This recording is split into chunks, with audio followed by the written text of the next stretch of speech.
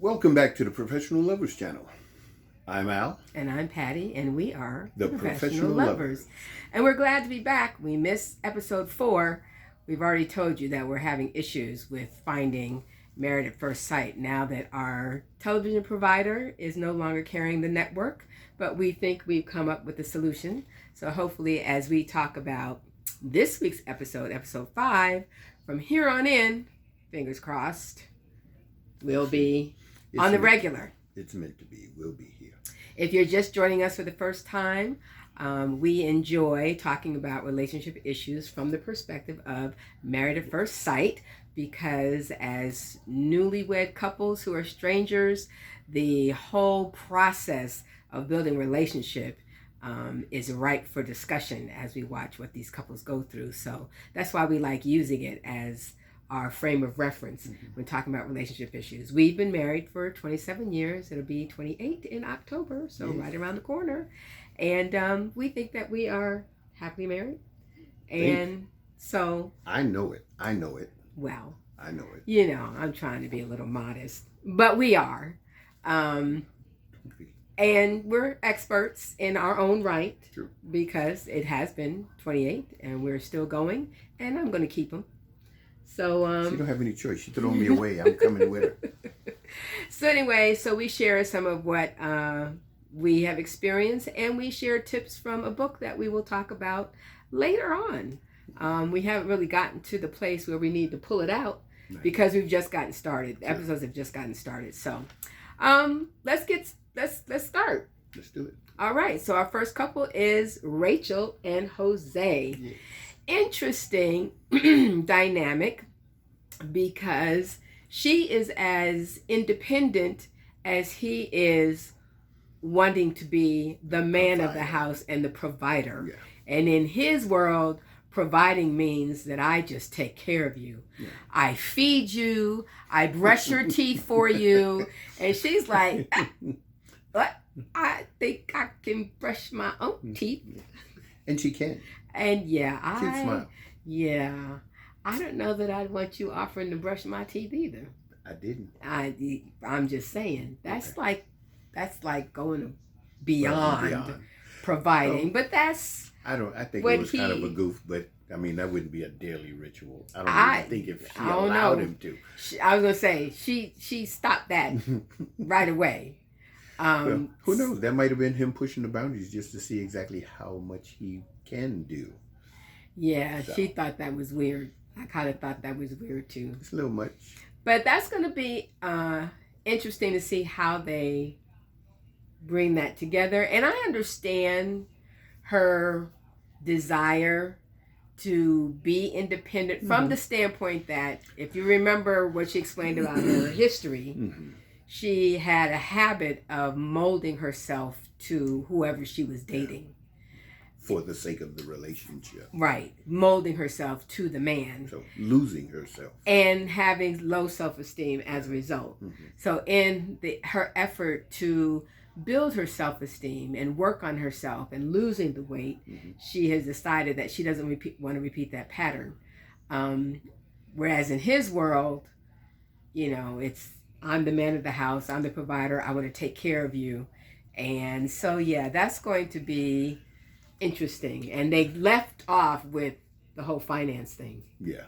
And I kind of look at that as nostalgia and contemporary. You know, he's the nostalgic, you know, traditional type.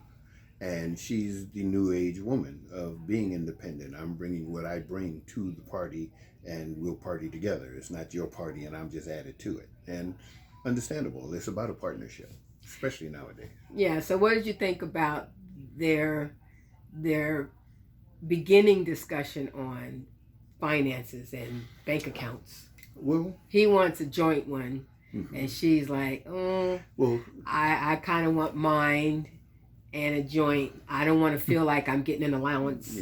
And the way I looked at it was, I understood her point of view, but you'd be getting a bigger allowance than you're making.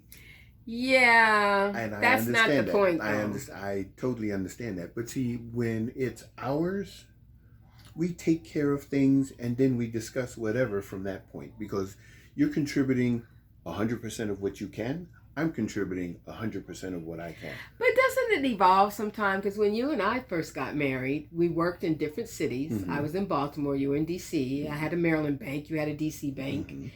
And we ended up getting a joint account, but keeping our own for a while. Right. So I'm saying we kind of evolved.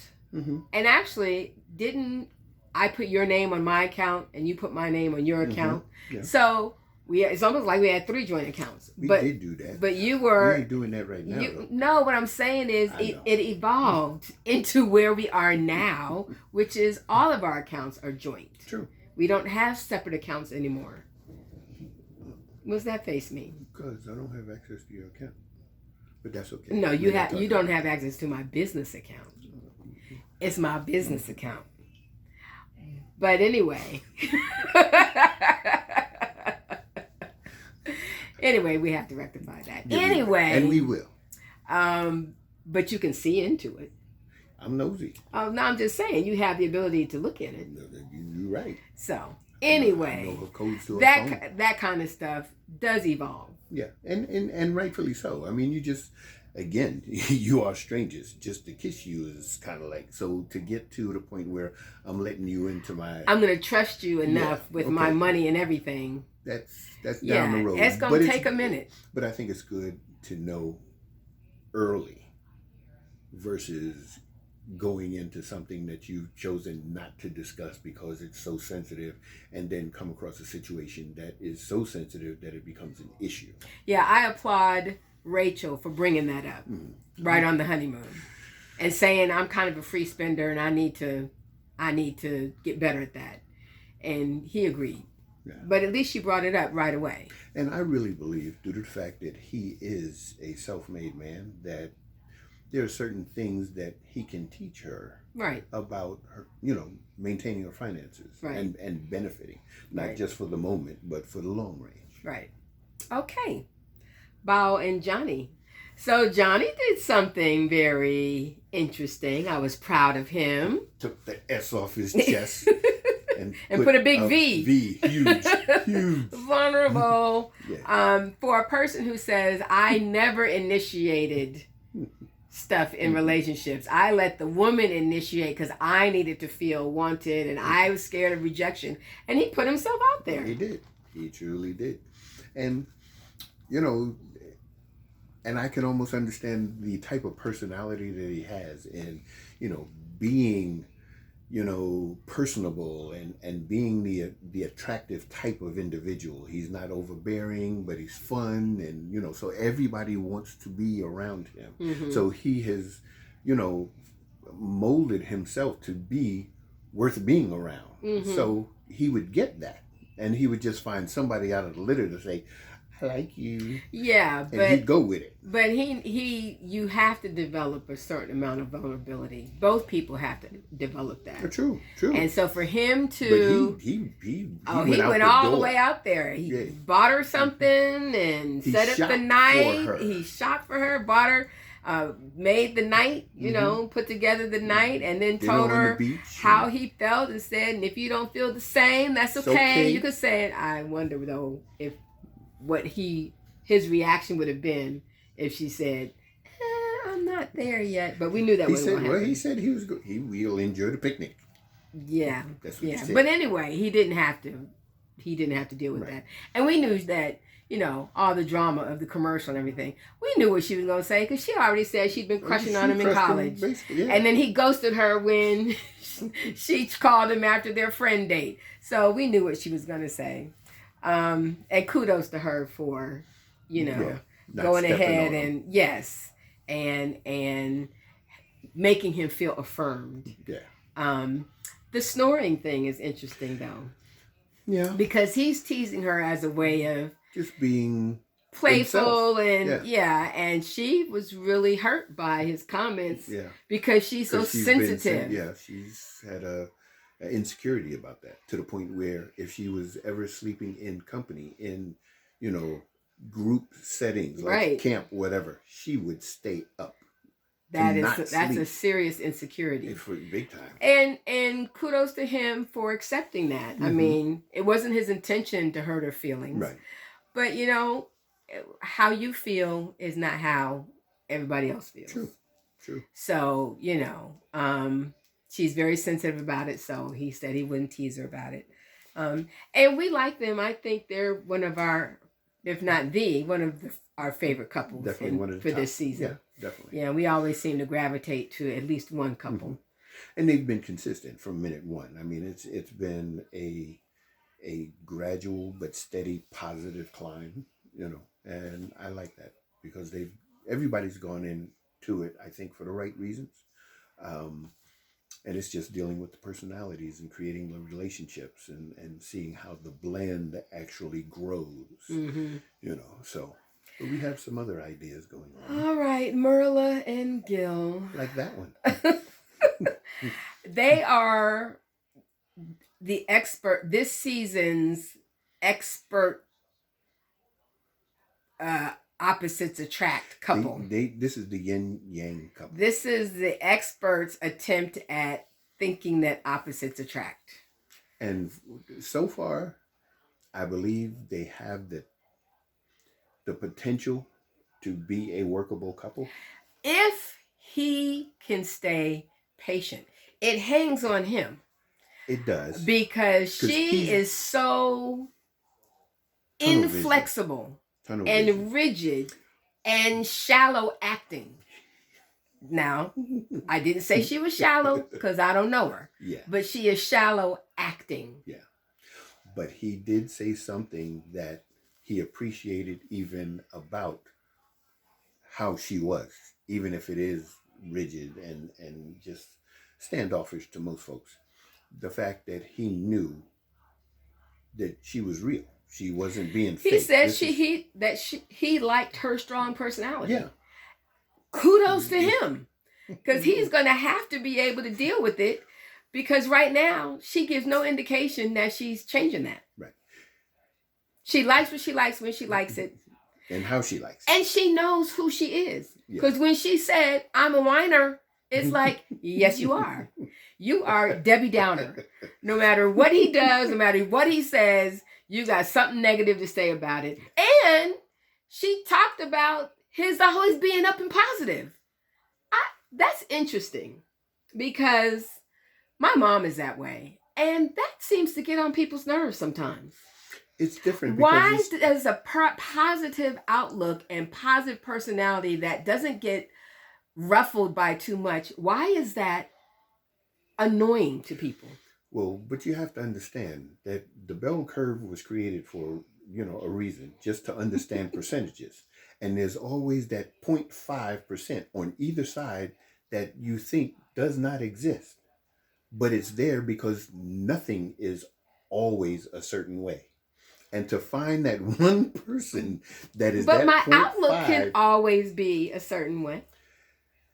It's just different. I can see the positive of everything if that's what I do. But that's just not the norm. Well, that annoys her. That's not the norm. But the thing about it, I really do believe that he's going to wear her down. I said, if he has the patience and stamina, he will. If she's not one to sabotage your situation, he will be willing to wear her down. Well, and I don't think I think that would be a good luck for him, because I have to say that right now she does not behave as one of my favorite people. She reminds me of a female Chris from last season. And we thought about how maybe the two of them could get together. What would that be like? They'd be living large, I tell you that much. And that's the other thing I wanted to talk about with Mirla. Now, one of her gifts is gifts. I mean, one of her love languages is gifts. Yeah. That is one of my love languages. But it's funny, I just read an article last week talking about the love language of gifts and how it's misperceived or misconstrued as a language where you expect lavish. To be lavished with lavish gifts. It talked about how really the love language of gifts, which is how I see gifts, is about the thought, the fact that your spouse thinks about you and gives you things, and it's the fact that they think about you. So like last week, Alton went to the store to get something that we needed, and when he came back, he gave me a People magazine. I like reading People magazines if I think they're good that week, okay? And I didn't ask him. He brought it for me, put it on the table. I was like, "Aw, he thought about me and bought me a People magazine." I think about it all the time. So when she's talking about, when he says, okay, so if I give you a Cartier bracelet, and she's like, ooh, tell me more. Elaborate. Versus a quilt that I made, I put my time into it, and she's like, you give me a quilt and check, please. What? Like, whoa. I was like, she is the antithesis of gifts as a love language, because it's not the thought behind it. It is the gift itself. Yeah. And the more lavish, the better. Which means your effort behind it means nothing. Right. It's about your money behind it. That is sad. Yeah, that's a little tacky. That one.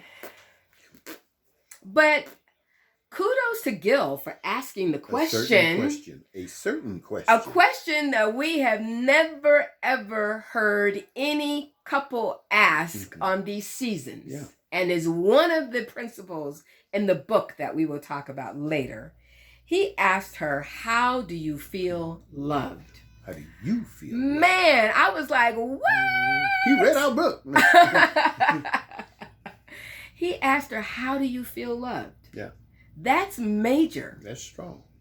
Because that's critical for couples to know about each other, because everyone feels love differently, and you're not loving your spouse if you're not loving them their way. Right. Until they feel love. Right. You can be doing everything under the sun that you know to do. All kinds of great things. And you would consider it love. Right. But if they don't consider it love, then it's not love to them. Because we tend to operate in our own love languages. Yeah, from our own perspective. Yeah.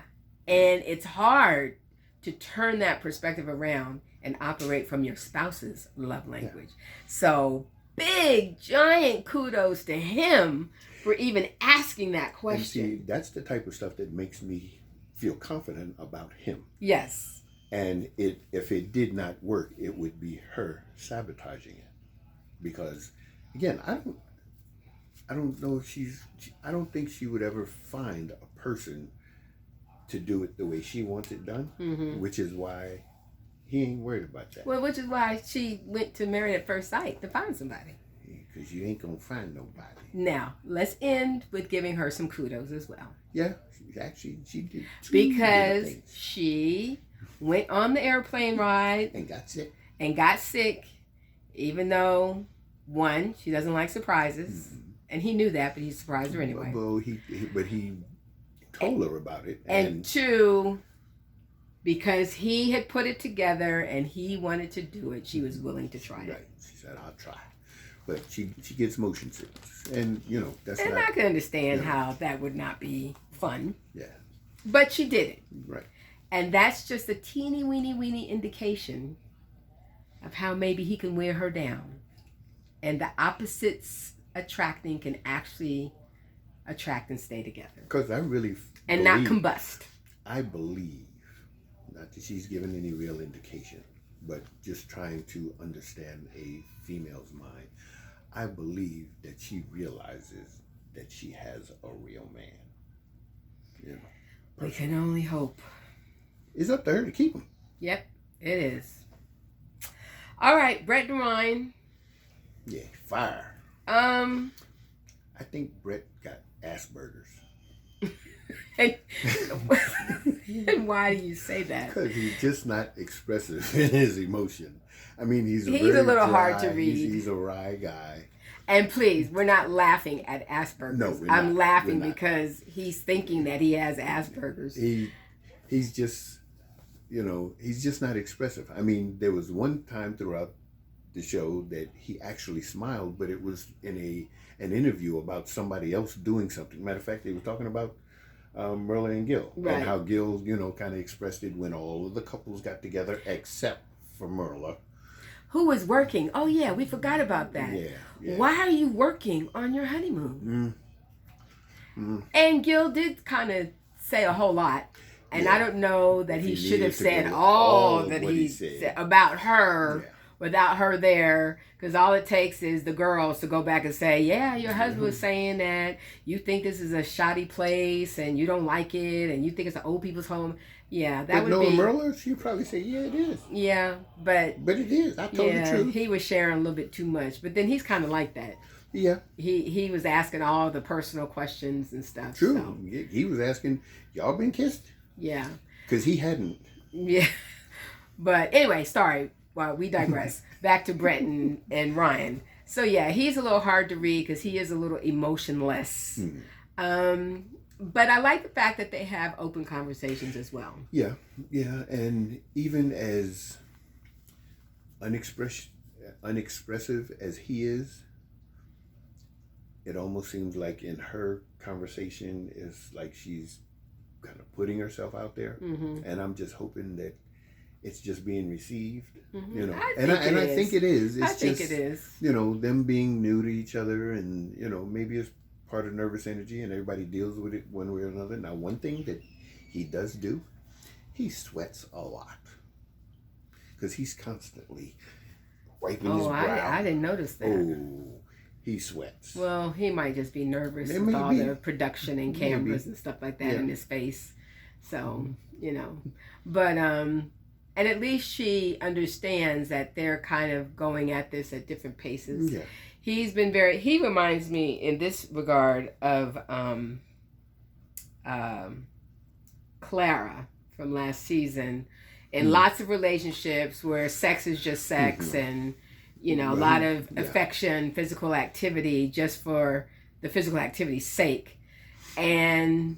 Not that he did kind of express it, but he's a touchy-feely guy, and he kind of anticipates progression. Well, but he also said that, you know, sex means more to her as an intimate connection than it does to him. Like most women. Well, but that's what I'm saying. Most. Clara was not like that. Not most. She was kind of like him.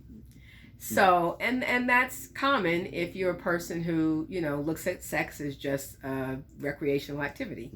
So, so he's acknowledging that she sees it differently and he's not pushing her. And she's acknowledging the fact that they see it differently and she appreciates him not pushing her. And she hasn't been with anyone for more than 2 years. Yeah. Even kissing them. Matter of fact, the first kiss she had in 2 years was at the altar. So that's unique. So it'll be interesting to see their progression. And last but not least, Makayla and Zach.